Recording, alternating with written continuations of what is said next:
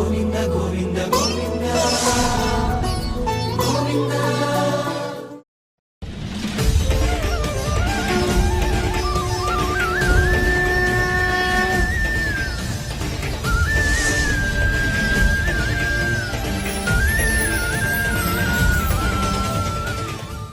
ఓం నమో వెంకటేశాయ.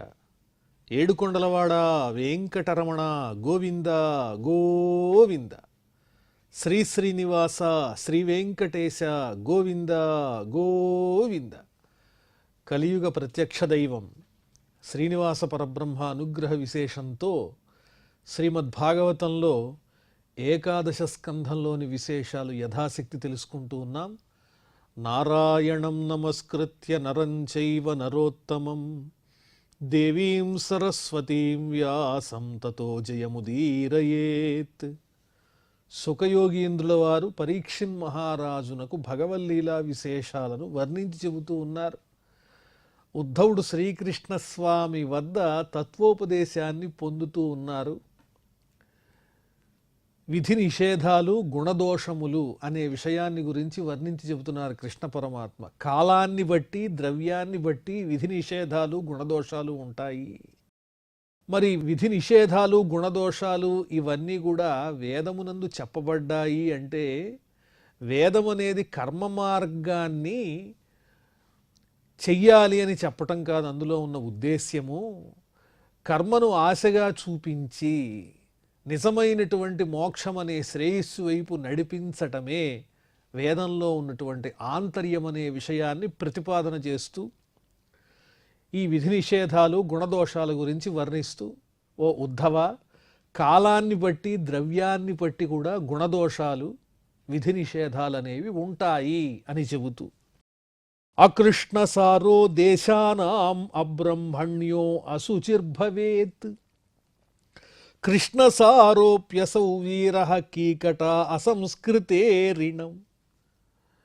ఎక్కడైతే నల్ల జింక స్వేచ్ఛగా సంచరిస్తూ ఉంటుందో అటువంటి ప్రదేశం అనేది శుచి, శుద్ధమైనది, పవిత్రమైనటువంటి ప్రదేశము అని చెబుతున్నారు. అదేవిధంగా ఎక్కడైతే స్వేచ్ఛగా సంచరించకుండా ఉంటుందో అది శుద్ధమైనటువంటి ప్రదేశము కాదు. ఎక్కడైతే బ్రాహ్మణుల యందు ద్విజుల యందు భక్తిభావం అనేది ఉంటుందో అది శుచి, శుద్ధమైనటువంటి ప్రదేశము. ఎక్కడైతే బ్రాహ్మణ భక్తి ఉండదో అక్కడ నల్లజింక ఉన్నా ఏమున్నా ఆ ప్రదేశం అనేది అశుచే అవుతుంది. సత్పురుషులు ఎక్కడైతే ఉంటారో ఆ ప్రదేశం ఇతరానపేక్షంగా అది శుద్ధమే అవుతుంది. అలాగే పంటలు పండడానికి అవకాశం లేనటువంటి చవిటి నేలలు భూమి ఎక్కడైతే ఉంటుందో అది అశుచి, అశుద్ధమైనటువంటి ప్రదేశము. అదేవిధంగా సరైనటువంటి సంస్కారములు లేనటువంటి ప్రాణులచే నిండినటువంటి మానవులచే నిండినటువంటి ప్రదేశం కూడా అశుచే అవుతుంది. అంటే కాలాన్ని బట్టి, ఆ ప్రదేశాన్ని బట్టి, ఆ దేశాన్ని బట్టి శుచేదవుతుంది, అశుచేదవుతుంది అన్న విషయాన్ని వర్ణించి చెబుతున్నారు. అలాగే కర్మణ్యో గుణవాన్ కాలో ద్రవ్యత స్వత ఏవ యతో నివర్తతే కర్మ సదోషో అకర్మక స్మృత. సూర్యుడు ఉదయించే సమయం చాలా శుద్ధమైనది. ఎందువల్లంటే భగవంతుణ్ణి ఆరాధించటానికి ప్రశాంతతని కలిగించేటువంటి చక్కని సమయం అది. శ్రద్ధాసక్తులు కలిగేటువంటి చక్కని సమయం. సంధ్యావందనాదులకు కానీ నిత్యకర్మలకు పూజలకు వీటన్నిటికీ అనువైన సమయం కాబట్టి ఆ ఉషఃకాలం అనేది, ప్రాతకాలం అనేది ఎంతో పవిత్రమైనది, శుద్ధమైనది ఆ కాలం అని చెబుతున్నారు. అలాగే యజ్ఞము చెయ్యటానికి కావలసినటువంటి ద్రవ్యాలు దొరికేటువంటి ప్రదేశం ఏదైతే ఉంటుందో ఆ లభించేటువంటి ప్రదేశం కూడా శుద్ధమైనదే. ఆ లభించేటువంటి కాలం ఏదైతే ఉంటుందో ఆ కాలము కూడా శుద్ధమైనదే.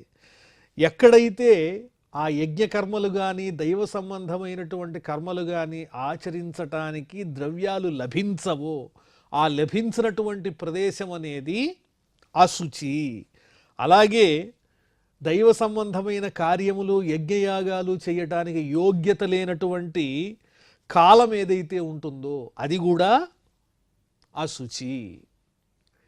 సూతకాదులు ఏవైతే ఉంటాయో అవి తెలిసి కూడా పాటించకపోయినట్లయితే ఆ సమయం అశుద్ధమే అవుతుంది.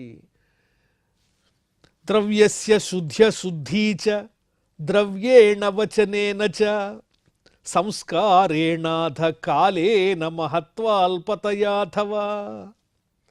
వస్త్రాది ద్రవ్యాలున్నాయి, ఆ వస్త్రాది పదార్థాలకు శుద్ధి వేటి చేత వస్తుంది అంటే నీటి చేత. నీటిలో వస్త్రాల్ని తడిపితే అవి శుద్ధవుతాయి. అదేవిధంగా ఏదన్నా ఒక సందేహం వచ్చింది, ఆ సందేహం తీరాలి.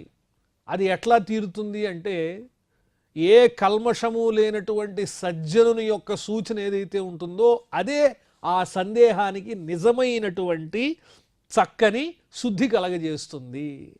అభిజ్ఞాన శాకుంతలంలో దుష్యంతుని ద్వారా కాళిదాసు ఒక మాట పలికిస్తాడు. సతాం హి సందేహపదేషు వస్తుషు ప్రమాణం అంతఃకరణ ప్రవృత్తయ.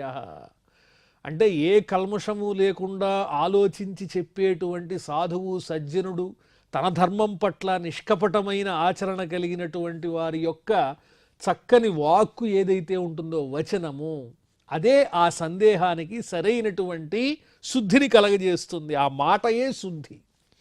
అదేవిధంగా ఆహారము ఇతర పదార్థాలు ఏవైతే ఉన్నాయో వాటికి శుద్ధి ఎలా కలుగుతుంది అంటే జలాన్ని ప్రోక్షణ చేయటం ద్వారా, నీటిని చల్లటం ద్వారా ఆ పదార్థాలకి శుచిత్వం అనేది కలుగుతుంది. అలాగే అప్పుడే వండినటువంటి ఆహారం శుద్ధమైనది, నిల్వ చేయబడినటువంటి ఆహారం అనేది శుద్ధి కలిగినటువంటిది కాదు అని చెబుతున్నారు. విశాలమైనటువంటి చెరువులో ఉండేటువంటి నీరు శుద్ధి కలిగినది, చిన్న నీటి గుంటల్లో ఉండేటువంటి నీరు అశుద్ధమైనది, అంటే కల్మషంతో కూడింది అని చెబుతూ శక్త్యాథవా బుద్ధ్యా సమృద్ధ్యా చ యదాత్మనే అఘం కుర్వంతి యథా దేశావస్థానుసారతః.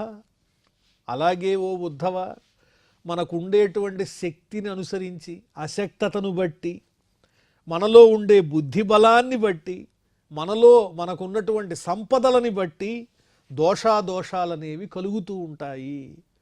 శక్తి ఉండడం అంటే ఏంటి, శక్తి లేకపోవటం అంటే ఏమిటి?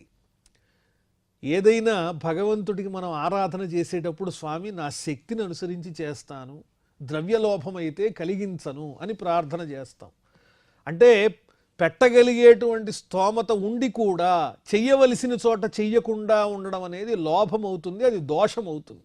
ఒకవేళ చెయ్యలేనప్పుడు ఎంతవరకు చేయగలమో అంతవరకు చేయటం అనేది శుచి అవుతుంది. ఆ సందర్భాన్ని బట్టి, సమయాన్ని బట్టి, కాలాన్ని బట్టి ఈ దోషాలు శుద్ధి అశుద్ధి అనేవి కలుగుతూ ఉంటాయి అని చెబుతూ, ఉదాహరణకి గ్రహణాదులు వస్తాయి, సూర్యగ్రహణం, చంద్రగ్రహణం ఇత్యాది గ్రహణాలు వస్తాయి. వచ్చినప్పుడు స్నానం చెయ్యాలి, ప్రారంభంలోనూ విడుపు స్నానం కూడా చెయ్యాలి. ఇలా చేయవలసి వచ్చినప్పుడు ఈ గ్రహణాది సమయాల్లో, స్నానాదులు చేయవలసినటువంటి సమయాల్లో శక్తి ఉండి, సామర్థ్యం ఉండి, బద్ధకంతో కావాలని గనక ఆ స్నానాదులు ఆచరించకపోతే అది అశుచి. అలా కాకుండా అనారోగ్య పీడితులై చంటి పిల్లలు, నీరు తగిలితే ఆ సమయంలో చలికో ఏదో ప్రమాదం కలిగే సందర్భం, అనారోగ్యవంతులు, వృద్ధులు, శారీరకమైనటువంటి స్థితి సరిగా లేనటువంటి వారు, అప్పుడు సంపూర్ణంగా పైనుంచి కింద దాకా నీళ్లు పోసుకుంటే వాళ్ళ ప్రాణాలు పోయే పరిస్థితి ఉన్నది అనేటువంటి అత్యవసర సందర్భంలో నీటిని ప్రోక్షణ చేసుకోవడంతో శుద్ధి ఏర్పడుతుంది. అక్కడ మనస్సు చెప్పాలి. అలా కాకుండా కావాలని అక్కడ చేయవలసినటువంటి పనిని గనక చెయ్యకుండా ఉన్నట్లయితే అది అశుచి అవుతుంది. ఈ రకంగా కాలాన్ని బట్టి శక్తి లేకపోవటం, అంటే సామర్థ్యం ఉండి చెయ్యకపోవటం, సామర్థ్యం లేకపోవటం చేత చెయ్యకపోవటం. అలాగే బుద్ధి బలాన్ని బట్టి సంపదలు మన దగ్గర లేవు, తినడానికి ఏమీ దొరకలేదు, చాలా కష్టమైనటువంటి పరిస్థితిలో ఉంది పరిస్థితి. అలాంటప్పుడు పవిత్రమైనటువంటి పదార్థం కాకుండా కొంచెం ఉచ్ఛిష్టమైన పదార్థం దొరికింది, కడుపు నింపుకోవాలి, ప్రాణం నిలుపుకోవాలి. గత్యంతరం లేనటువంటి స్థితిలో కడుపు నింపుకుని ఈ జీవాన్ని నిలపటం కోసం, ప్రాణధారణ కోసం ఉచ్ఛిష్టమైన ఆ పదార్థాన్ని స్వీకరించటం అనేది ఆ క్షణం అశుచి కాదు. ఎందువల్లంటే మూర్ఛ వచ్చి దేహమే విడిచిపోయే ప్రదేశంలో ఇది శుచి అది అశుచి అని ఆలోచిస్తూ కూర్చుంటే దేహమే పోయే ప్రమాదం ఉన్నది.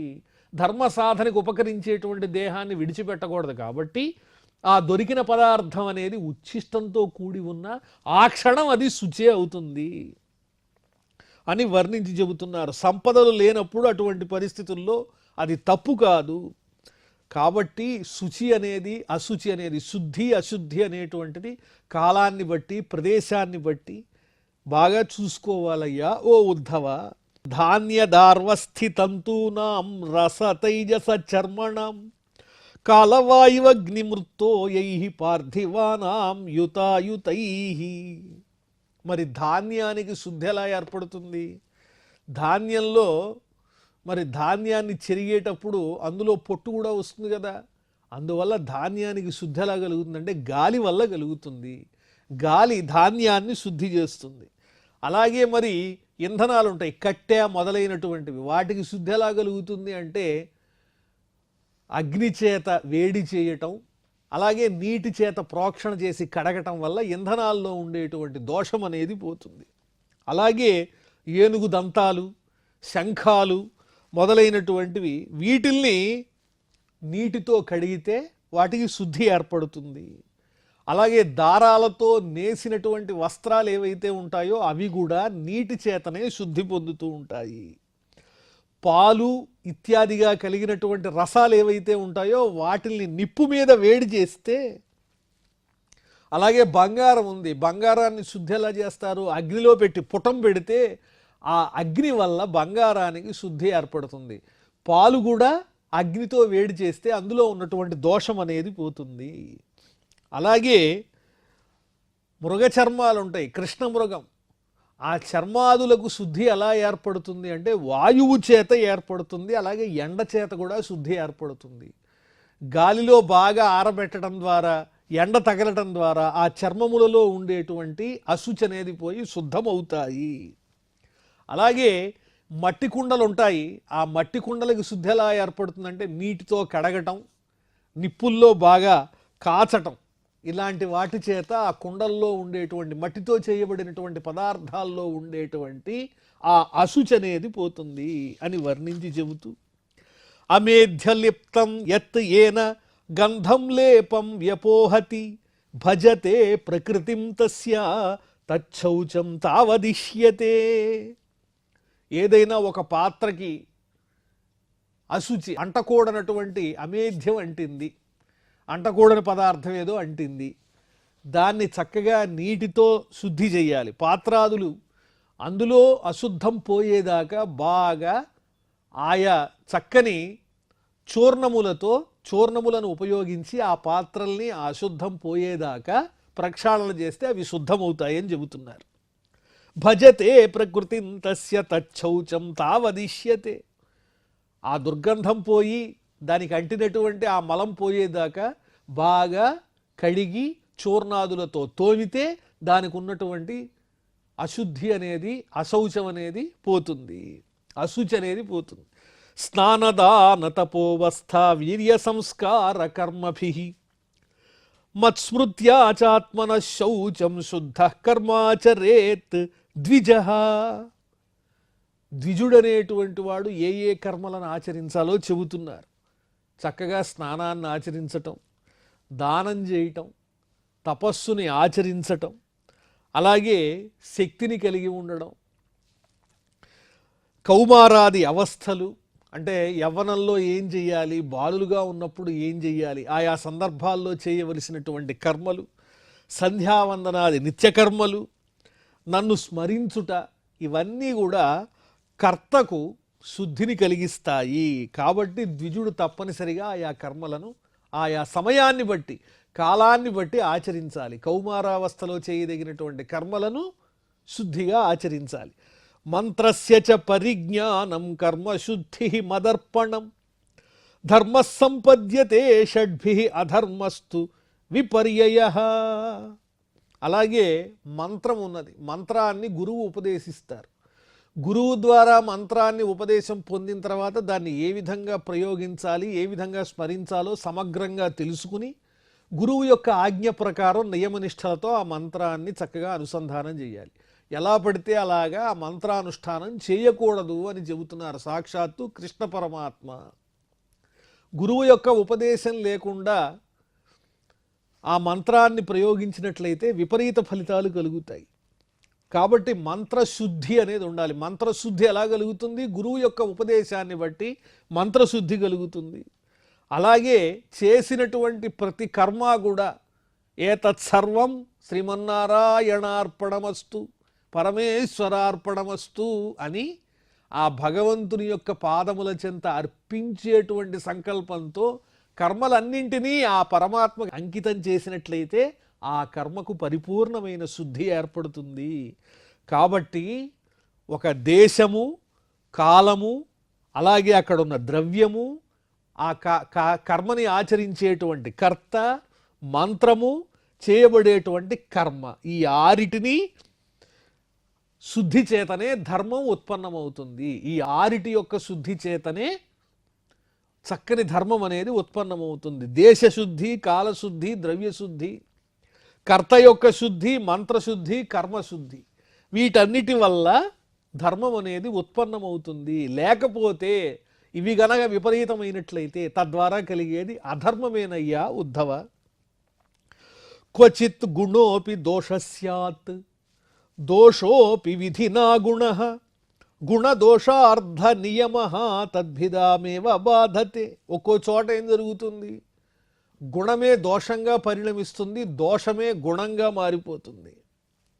ఎలాగా అంటే మన ధర్మాన్ని మనం ఆచరించటం అనేటువంటిది గుణము, వేరొక ధర్మాన్ని మన ధర్మంగా భావించి చేయటం అనేటువంటిది దోషం. ఎవరి ధర్మం వారికి గుణం. పరధర్మాన్ని ఆచరించాలనుకోవటం అనేటువంటిది దోషం. బ్రహ్మచర్యాన్ని పాటిస్తున్నటువంటి వారు గృహస్థాశ్రమాన్ని పాటిస్తే ఎలా ఉంటుంది? అది పరధర్మం అవుతుంది కాబట్టి అది దోషము. అలాగే గృహస్థాశ్రమంలో ఉన్నటువంటి వారు బ్రహ్మచర్యాన్ని ఆశ్రయించటము, లేదా అందరూ ఉండి కూడా మనస్సు పరిపక్వత చెందకుండా సరాసరి సన్యాసి అవలంబించేటువంటి ధర్మాలను అవలంబించటం, ఇలా చేస్తే గృహస్థు అది విపరీతమవుతుంది. సన్యాసాశ్రమం అనేది గుణపూరితమైనదే, కానీ దాన్ని గృహస్థు గనక ఆచరించినట్లయితే అది గృహస్థుకి దోషాన్ని ఆపాదిస్తుంది. కాబట్టి ఈ గుణదోషాలను ఈ విధంగా లెక్కించవలసి ఉన్నది. యదహరేవ విరజేత్ తదహరేవ ప్రవ్రజేత్. విరక్తి ఎప్పుడైతే కలుగుతుందో అప్పుడే సన్యాసం తీసుకోవాలి. విరక్తి కలగకుండా సన్యాసం తీసుకున్నట్లయితే అది దోషభూయిష్టమే కదా. కాబట్టి విరక్తి లేనిటువంటి వానికి అది గుణాన్ని కలిగించదు. కాబట్టి ఈ విధంగా కర్మలు లేదా వస్తువులు వీటి యొక్క గుణదోషాల విషయంలో నియమాలనేటువంటివి ఏర్పాటు చేయబడ్డాయి శాస్త్రంలో. తస్మాత్ శాస్త్రం ప్రమాణంతే కార్యాకార్య వ్యవస్థితౌ అని శ్రీకృష్ణ పరమాత్మ భగవద్గీతలో చెప్పిన విధంగా సమాన కర్మాచరణం పతితానాం నపాతకం ఔత్పత్తికో గుణసంగో నశయానః పతత్యథః. కర్మభ్రష్టుడై పతితుడై దారుణమైనటువంటి క్రూరమైనటువంటి కార్యములు చేసేటువంటి వాడు ఇంకా అంతకన్నా దిగజారటం ఉండదు. కాబట్టి అతడు దిగజారే పనులు చేసినా కూడా అతడికి అంతకన్నా దిగజారడం అనేది ఉండదు. కాబట్టి అదే పతనం అతనికి. కానీ ఉత్తమమైన ఆచరణ కలిగినటువంటి వాడు కనుక ఏదైనా దోషాన్ని ఆచరించినట్లయితే అతనికి అశుచి అనేది ఏర్పడుతుంది. కింద పడినటువంటి వాడు మరీ ఇంకా కిందకి వెళ్ళడం అనేది ఉండదు కదా. కాబట్టి పతితుడైనటువంటి వాడు దోషములు ఆచరించినట్లయితే ఎలాగూ అతను ఆ స్థితిలోనే ఉన్నాడు కాబట్టి అతను దోషభూయిష్ఠుడే. ఎప్పుడు అతని గురించి ఆలోచించాల్సినటువంటి అవసరమే లేదు. కానీ గుణవంతుడైనటువంటి వాడు స్వధర్మాన్ని నియమంగా పాలించేవాడు మాత్రం పాతకం చేసినట్లయితే అతడికి దోషం అనేది కలుగుతుంది. అదేవిధంగా గృహస్థాశ్రమంలో ఉన్నటువంటి వారికి సంఘం అనేటువంటిది తప్పదు. యతిగా ఉన్నటువంటి వారికి సంగం అనేది ఉండకూడదు. యతికి సంగం అనేటువంటిది దోషాన్ని కలిగిస్తుంది. గృహస్థునకు సంగము లేకపోవటం అనేది ఇబ్బంది కలిగిస్తుంది. గృహస్థ అనేటువంటి వారు లోక వ్యవహారాలని చక్కబెట్టాలిగా, వాటితో సంబంధం అనేది అనుకోకుండా కలుగుతూనే ఉంటుంది. అందువల్ల యతికి మాత్రం ఈ సంబంధాలు ఉన్నట్లయితే అతనికి అది దోషం అవుతుంది. సంగం అనేది యతికి దోషం, గృహస్థునకు దోషం కాదు. యతో యతో నివర్తేత విముచ్యేత తతస్తతః ఏష ధర్మో నృణాం క్షేమః శోకమోహ భయాపహః. ఈ గుణాలు, దోషాలు, విధి నిషేధాలు ఇవన్నీ దేనికి చెప్పబడుతున్నాయి వేదముల యందు అంటే నెమ్మదిగా ప్రవృత్తి మార్గాన్ని తగ్గించడం కోసం, కర్మల పట్ల ఉండేటువంటి అధికమైన ఆసక్తిని తగ్గించి నియంత్రణ చేయటం కోసమే ఈ వేదములు ఈ విధి నిషేధాలను, గుణదోషాలను వర్ణించి చెబుతూ ఉన్నాయి. కానీ పరిశీలించి చూసినట్లయితే వాటి పర్యవసానం అనేది నివృత్తి మార్గంలోనే పర్యవసానం అవుతోంది. వేదముల యొక్క సారాంశం ఏంటంటే నివృత్తి మార్గమే, కానీ చూడటానికి కర్మ మార్గాన్ని చెబుతున్నట్లుగా అవి కనిపిస్తూ ఉంటాయి. అందువల్లనే ఈ ధర్మమే మానవులకు శోకమోహాలను, భయాన్ని పోగొట్టి క్షేమాన్ని కలిగిస్తుంది. నియమితమైనటువంటి ధర్మములను ఆచరించటం వల్ల శోకమోహాలు కానీ భయం కానీ ఉండదు. అంతేకాకుండా అధికంగా ధర్మాన్ని అతిక్రమించి మరీ కర్మలను ఆచరించటం నుంచి వీళ్ళు నివృత్తులవుతారు, నివృత్తి మార్గంలో పడతారు. నెమ్మదిగా అధికమైనటువంటి కర్మలని ఆచరించకుండా ఆ పరమాత్మ యందు ధ్యాస పెట్టడానికి ఈ వేదాలు ప్రోద్బలమును కలిగిస్తున్నాయనే మనం అర్థం చేసుకోవాలి. విషయేషు గుణాధాస్యాత్ పుంసస్సంగస్తతో భవేత్ సంగాత్తత్ర భవేత్ కామః కామాదేవ కలిర్నృణాం. కర్మలను విజృంభించి ఇష్టం వచ్చినట్లుగా విధి నిషేధాలు, గుణదోషాలు పట్టించుకోకుండా ఆచరించటం వల్ల నష్టాలు ఏం కలుగుతాయో చెబుతున్నారు.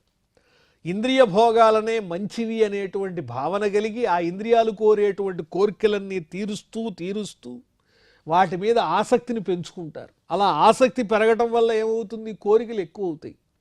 ఆ కోరికలు ఎక్కువైనప్పుడు కోరికలు తీరకపోతే కలహం ఏర్పడుతుంది. కలిర్భవేత్. కోరికలు తీరకపోతే ఎలాగైనా అది దక్కించుకోవటం కోసం కలహమేగా ఏర్పడేది.